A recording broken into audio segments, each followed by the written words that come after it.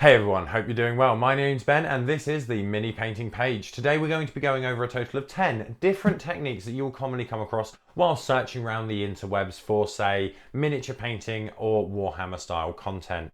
These techniques do come up relatively often, including in some of the videos that I do here on YouTube. So I thought it'd be good to go through and give a few examples and demonstrations of these techniques so that we're all on the same page when we're talking through different recipes and painting styles. So let's not waste any more time and we can go straight into technique number one. Starting off the list, in position number one, we have the undercoating, also known as priming. And the idea here is to lay down a consistent and even layer of paint colour. This will allow further steps to adhere to the model, reducing the likelihood of paint constricting on the surface of the model due to things like oils from handling or indeed the moulding process. Now, an undercoat can be any colour. Generally, you will see black or white used. However, for example, if you were painting a Blood Angel from a Space Marine army, you may choose to paint them with a red prime as opposed to a black or white prime. Tool-wise, there are a few different methods and techniques that we can use. The first would be to use bottle primer, which would essentially be the same as using a normal paint, except it's slightly formulated better for undercoating. The other options we've got for undercoating and priming is the spray can and the airbrush. Starting off with the spray can, which is my preferred method. The advantages of these are that we can pick them up from hardware stores and hobby stores, and as long as we get the correct finish and follow a couple of principles, we should be able to lay down a nice base coat relatively quickly without too much issue. The disadvantage is you do need to be in a well ventilated area or have some sort of ventilation mask available due to the fumes that do come off of spray cans in general. The other option we've got is a airbrush, which there are less issues of fumes and everything like that. So you could potentially have an airbrush set up with primer next to your painting station, primer model, move over and start painting straight away. When I paint my models, I tend to undercoat them with a spray can. And what I will do is I will position my spray can approximately 10 inches away from the model, making sure I start away from the model and passing over it to get a clean and consistent coat. This should stop any blockages appearing on the details of the model through essentially just pointing and spraying with the spray can. The consistent moving means that we should get an even coat across the entire board, which you can also achieve with an airbrush. But as I said, you will need the airbrush, compressor and all the tools and space to use that as well. In spot number two, we have a slight variation on the aforementioned technique. And this time we are looking at zenithal priming or zenithal highlighting. This is the process of generally taking a lighter color than the undercoat that will have already taken place and spraying that from the directional light source that we're using. For example, when I paint my models, what I like to do is undercoat them entirely in black, and then from roughly a 45-degree angle from above, spray down with a white spray.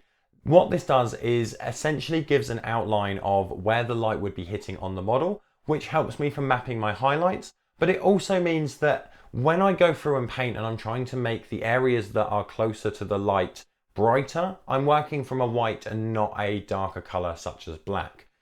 It also gives the advantage that any recesses that I miss while I'm painting will actually be kind of hidden by the fact that they're still black, as opposed to the rest of it that was white where the light was hitting. Therefore, any missed areas don't shine out as much as if it was undercoated entirely in white.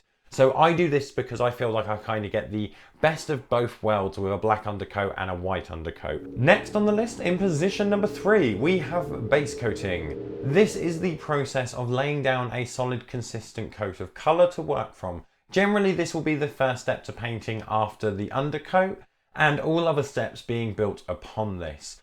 The chosen colour, brightness and finish of the undercoat will slightly affect the follow-up painting stages in different ways.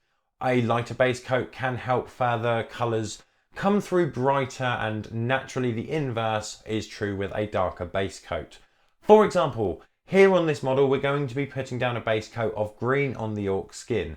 This gives me a nice clean colour to work from when painting the rest of the skin and building up any highlights.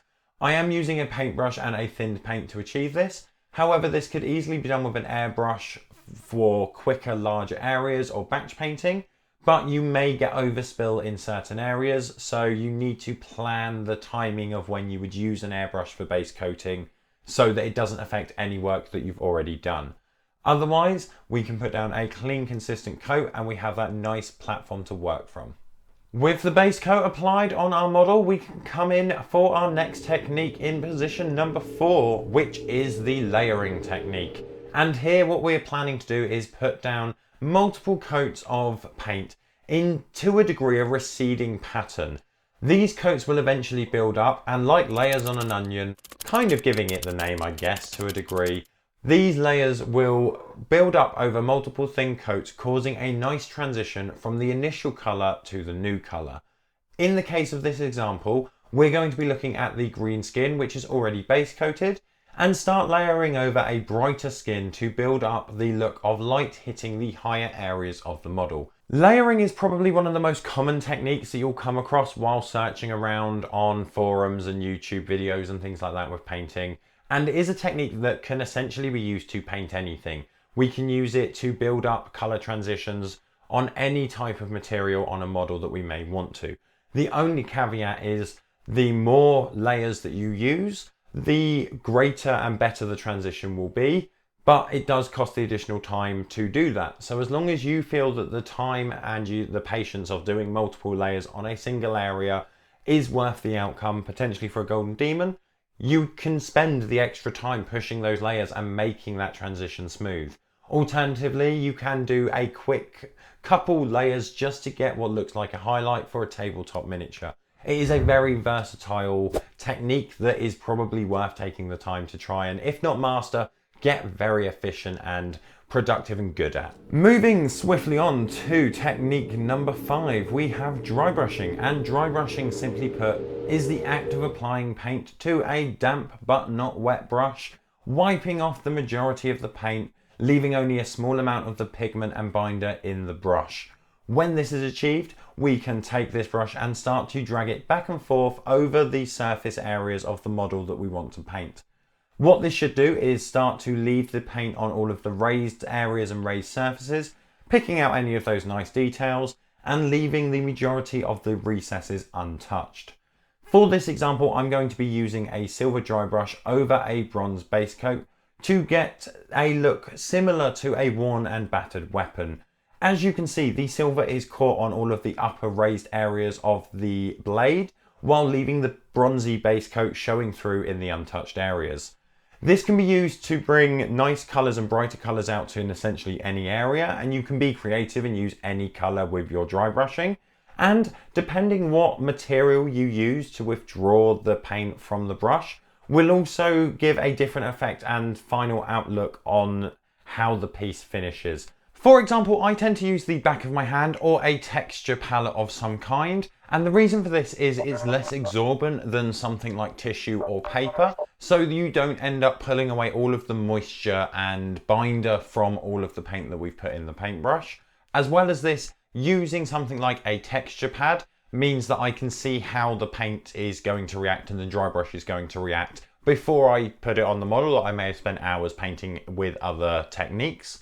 As well as I use the back of my hand because I find this as a good medium to be able to go through brush against without, again, taking moisture out of the brush, but being able to get a good idea of how it's going to react if I don't have a texture palette available. With dry brushing done, dusted and put away, we can move on to washes, which is number 6 on the list. Washes, shades, they have multiple different names depending what company you're buying from.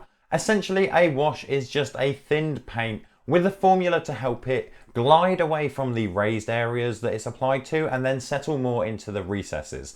This is a quick, easy and effective way of being able to show details on a model. Essentially, you can lay down a base coat and slap a wash over to bring out all of the sculpted details that are on the model. This will slightly stain the whole surface of the area we've applied it to and leave the colour residue more in the recesses than on the overall top, but it will overall darken everything by the wash or slightly tint it by the wash, which can be an effect we do or don't want. Personally here, what I'm going to be doing is applying it to a blade. So we've got the blade that has been base coated and then dry brushed, and now we're coming in with a wash. This wash we are looking to actually shift the colour of the blade slightly to a tarnished green, and we'll be using a green wash, just slapping it all over the areas And as we can see, it does seep into the recesses on the model. Washes do tend to be referred to as liquid talent because they do help to bring out some contrast and all of the details on a model once we apply them. However, there are a few disadvantages that we need to be aware of. First off, when we apply a wash over an entire area, it will be leaving a colour from that wash across that area. It will settle more in the recesses, however, it will still essentially tint or darken the underlying colour that we're doing. So if we've spent ages getting it to the correct shade and correct brightness that we want and then slap a wash over it, that will alter the overall outcome colour, and we may need to go in and fix some of those areas. The other issue is pooling. Now, when the wash goes over the model, it may look okay and then it will start to pool into all of the recesses, which is what it's designed to do. If we have oversaturated a model with a wash, what we'll find is that this pooling will build up to unsightly areas, and once it's dry will leave either a complete solid colour of the wash that looks slightly unnatural. Alternatively, we will get some unsightly tidal mark pooling where the wash has restricted down as it's dried. So it is something to be aware of. Generally, I would suggest applying a wash, then once the area is covered, having a look over, and if there's been any build up in a particular area, go in with a brush and just wick that off. With those washes applied and dried, we can move over to technique number 7, which is the feared and the dreaded edge highlighting. And for this, essentially what it is quite a simple concept. We want to highlight the edge. But what does that actually mean? What we want to do is either make one nice clean pass of an edge with a highlight color, or go in and do multiple passes and build up thinner and thinner and thinner edge highlights so that we get a progressive highlight, a bit like layering, but only on the edges of model pieces. With that in mind, how do we actually achieve that? What we want to do is make sure first off that the consistency of our paint is correct. What I aim for is a consistency that, while leaving a nice stroke, so if we apply it to our hand or to the model itself, what will happen is the paint will flow off of the brush nicely without any resistance, but put down a clean coat of paint over the model. What this means is that if there's a potentially tricky area that we need to get to, we only have to do one pass with an edge highlight and we'll get that nice, clean, crisp coat, as opposed to needing to go in 3 or 4 times to build that layer up, and then essentially adding risk of making mistakes because we have to do something that's finicky more than once, which ideally, if we can do it in one go and it look good, let's do it that way. Once we have the paint to a consistency that we like, we need to tackle the actual edges. True edges, so on the example we're looking here, are the edges of the blade. These are generally the easiest ones to tackle. What we want to do is position our brush at roughly a 45-degree angle to the edge with the tip pointing down. Then we want to carefully run the brush across the edge, which should bring out a nice coat. The reason for this is the combination of the consistency of paint, gravity, and the friction against the brush and the piece should pull a nice layer of paint off, giving us a clean line left on the model. If you want it to be thicker or are potentially applying multiple edge highlights getting progressively brighter, all you need to do is apply slightly more pressure and this should release more paint from the brush onto the model. The other one we have is what I call false edges. And these are areas which aren't actually sculpted on as an edge, but we want to make them be perceived as an edge on the model.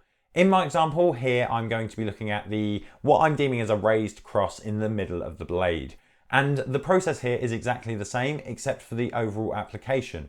Instead of running the brush across the edge on a 45-degree angle, essentially we want to get a nice stroke and just follow where we would believe the edge to be. So unfortunately, this does come down to practicing brush control more than anything, which could be a topic for another video. But as long as you've got the general principles of brush control and this consistency that I've discussed where it flows off the paintbrush nicely, we should be able to get very nice consistent lines for edge highlighting on any of these false edged areas. Now, with all of the edge highlighting completed and our soles completely destroyed, we can move over to number 8, which is glazing. Now, glazing is very similar to layering to a degree, except what we want to do is use very, very, very, very thin paint, or a particularly constructed glaze, which we may want to thin down anyway. The idea of this process is what we can do is apply it to certain areas. Normally you'll see it applied into recesses, shaded areas, or potentially to assist and smooth out any transitions. The benefit of going through glazing areas is that where it is so translucent, it isn't leaving a massive residue. So you get a slower build-up from the underneath color through to a primary color that you're glazing with. This does have its benefits. So for example, in my model here, I'm applying the glaze to the recesses and underneaths of the trousers to bring in some extra color saturation, as well as build out some of these details. This is something that I could do with a wash. However, with a wash, it will affect the overall color a lot more greatly and will pool a lot more consistently. Because a glaze is so thin, we can apply multiple coats relatively quickly because it dries so quickly in between. This means that we do get a nice gradual change between color to color. The other thing we can do is with the same as this example here. With a thin down brown, I'm applying it over the blade that we have made look rusty, worn and damaged. And this build up over a couple of different layers can start to look like a slight rust effect or something similar that you could apply to not only blades, but potentially vehicles and forms of weathering as well. Number 9 on the list, we come to panel lining as our penultimate technique. And panel lining is relatively simple. It's the process of taking a darker color than the colors you've painted panels with, and then using this color to go between the set panels and highlight the difference in between it. Not through highlighting, but through adding a dark line that very clearly adds contrast and separation between the two elements. For the actual process of panel lining, we have a couple of different options. The simplest and most convenient for most hobbyists is to thin down a paint to the consistency similar to that of edge highlighting, and make sure that the tip is pointing down. Carefully run the brush down the line where the sections meet. This can take some brush control again, and we want to make sure that we get a nice layer of paint down so that we build up that saturation. However, if we think that we've put down a little bit too much, we can always go in and wick this up afterwards and touch up any areas later on. The other main options that I'm aware of are specifically formulated panel lining products.